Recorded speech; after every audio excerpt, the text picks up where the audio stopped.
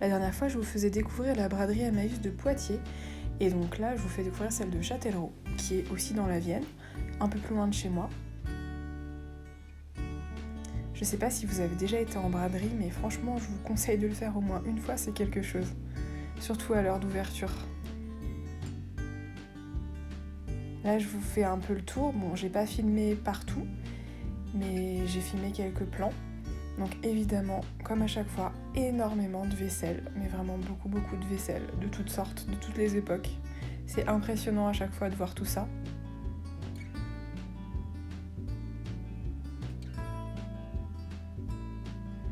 Là, il y a un peu de luminaire. Ils essayent quand même de mettre par secteur. Là, c'est tout ce qui est en bois, en rotin, en fibre naturelle.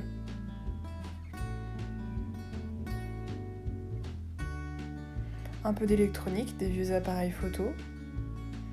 Et à nouveau, beaucoup de vaisselle.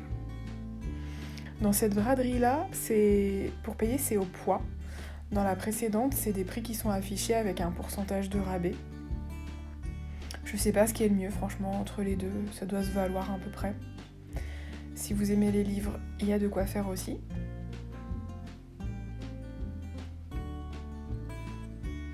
Disons qu'au poids, s'il y a des pièces vraiment lourdes, c'est plus cher. Un petit tour au meuble. Du formica, un mado.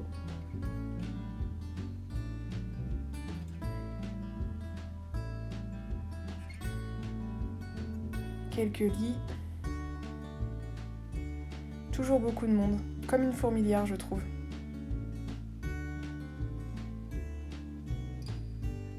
Des chaises.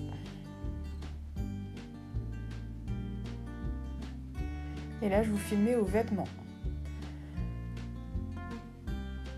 Moi, je fouille jamais aux vêtements, mais je trouve que les personnes qui y fouillent ont une patience d'ange, parce que pour trouver sa taille, déjà, waouh.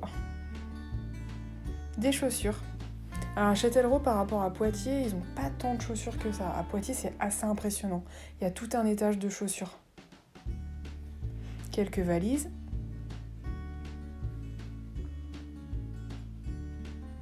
Encore des chaussures. Pareil, pour trouver sa pointure, quand même, c'est pas si évident. Là, c'est plus pour les enfants. Et toutes ces personnes en train de chercher des vêtements.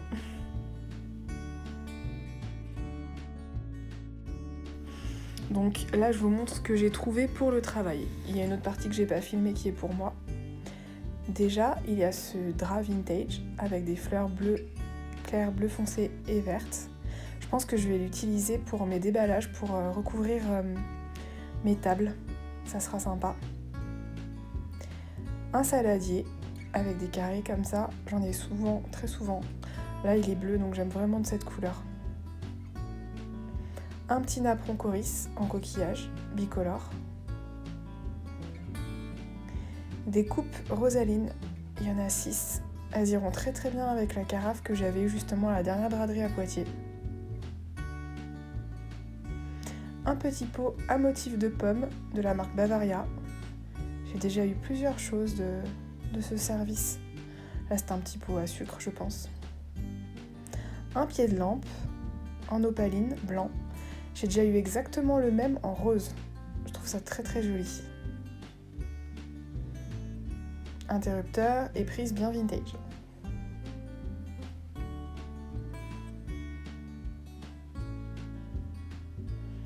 Une tasse, dite tasse à chocolat, arc-opale, motif lotus, rouge et orange. Toujours très sympa. Un petit pot à parfum, bleu, marron en terre cuite.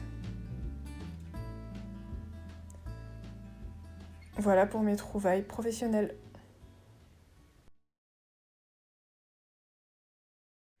Je commence avec mon Pilea. Son nom complet c'est Pilea peperomioide. Je pense que vous le connaissez parce qu'on le voit depuis plusieurs années maintenant. C'est le deuxième que j'ai. Le premier, j'avais eu le malheur de le changer d'emplacement. Il n'avait pas du tout aimé, il manquait de lumière. Celui-là, je l'ai depuis 2022. Il me fait plein de petits rejets de bébés et il va super bien. Là, je vais vous montrer des espèces de plantes que j'aime beaucoup, c'est les Calathea. Celle-ci, c'est une Calathea mosaica. Elle est vraiment hyper graphique, je vous montre ça de plus près.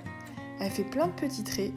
Et alors, il lui faut quand même pas mal de lumière, mais pas trop. Mais si elle en manque, elle ne fait plus ses petites rayures. Celle-ci se porte bien. Voilà une autre Calathea. Celle-là, c'est la Calathea Compact Star. Alors celle-là, c'est une des plus vieilles de mes plantes. Je l'ai depuis 2016. Elle a changé pas mal d'endroits. Les Calathea, c'est assez capricieux quand même. Niveau ombre, lumière, c'est pas toujours facile. Mais là, elle se sent bien. Voilà d'ailleurs la plus difficile de mes Calathea, c'est la Calathea médaillon. C'est la deuxième aussi que je possède. La première, elle a manqué de lumière, je pense. Mais celle-là n'aime pas non plus être trop au soleil, sinon elle a le bout des feuilles qui brûle vraiment facilement. Si vous avez des tips, je suis preneuse parce que je l'ai changé d'endroit par rapport à la précédente. Et je jongle un peu aux fonctions des saisons aussi. Là, c'est pas trop mal, mais bon. Alors celle-ci, par contre, elle est vraiment pas difficile. Tout le monde l'appelle la chaîne de cœur. Pour cause, c'est comme une chaîne en forme de cœur. Son vrai nom, c'est une Caropegia woody. Avant, elle était dans mon bureau, maintenant elle est dans le salon parce qu'elle pousse tellement, comme vous pouvez le voir. Moi, je l'appelle réponse parce que vraiment, on dirait une grande chevelure. Elle est vraiment pas difficile, celle-ci. Vous pouvez la couper, elle repartira aussi sec de là où vous l'avez coupée. Si vous êtes débutant, franchement, je vous la conseille, c'est vraiment, vraiment facile.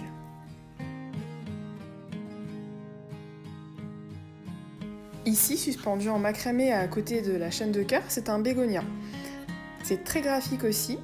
Je l'ai chopé en vide-grenier l'année dernière. Je m'y connais pas trop non plus, normalement ça fait des belles fleurs roses. Il n'a jamais fleuri. Si vous avez des petits conseils, je suis preneuse également.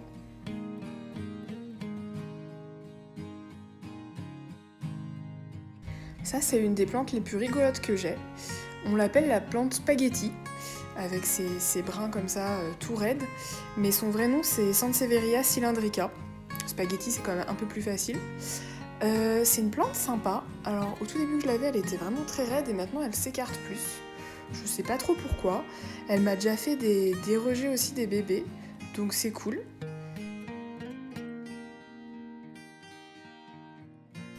Ici, c'est la seule plante à fleurs de la maison actuellement en tout cas. C'est un orchidée qu'un couple d'amis nous avait offert. Et comme souvent, les orchidées, c'est quand même pas très facile, donc les fleurs étaient tombées.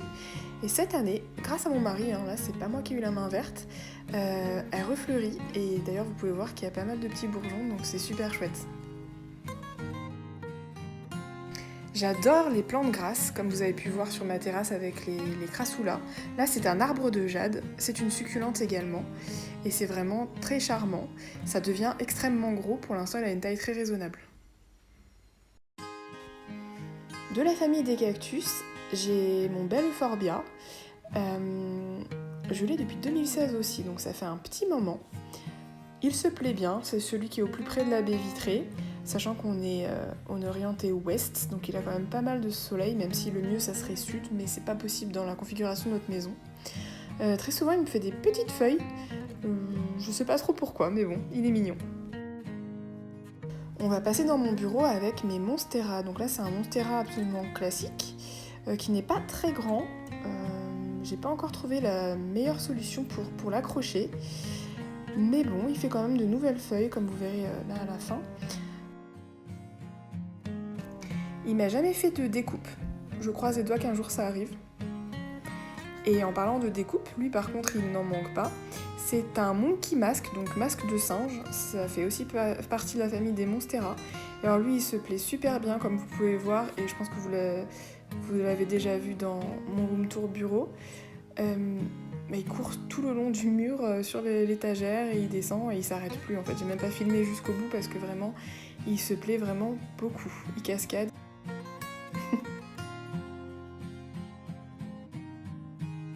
Si mon monstera classique faisait autant de découpes, je serais vraiment contente. Ici, toujours dans mon bureau, c'est un Ficus elastica robusta.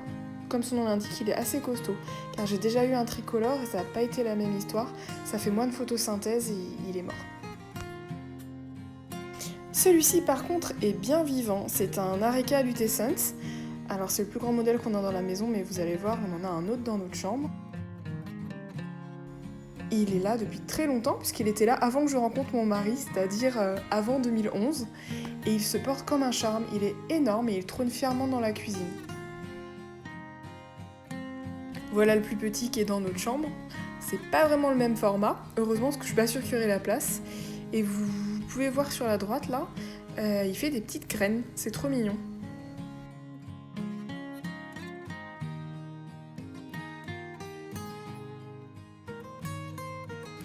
Et le petit dernier, c'est un peu le survivor de la bande, c'est un bambou.